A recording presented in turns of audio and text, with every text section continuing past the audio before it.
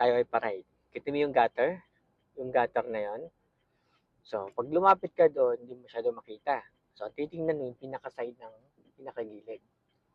So, tingin dyan na, pinapag-go ba yung traffic officer? O go daw. Tingin dyan sa left, right, half muna. Straight muna ang gulong. Straight muna ang gulong, straight. Yan, half muna ng car.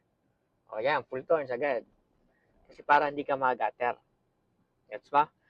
Kaya titingnan mo lang lagi. Huwag yung liko agad. Pag ikay lumigo agad, gutter ka. Kaya mo dami nagagater.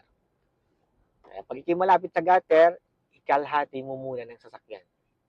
Straight muna, then kalhati. Kung ikay malapit sa gutter. So tayo ay pa-left. Tingnan ka ng left, tingin side mirror dyan. Change tayo ng lane. Gas, tuloy yung gas. Second gear ka na. O, tanggal na ang signal mo. So, stop tayo. Kapag ikaw ay pupuntang UV, dapat dito ka. Pag punang diretso ka, dito ka sa lane na to, sa gitna.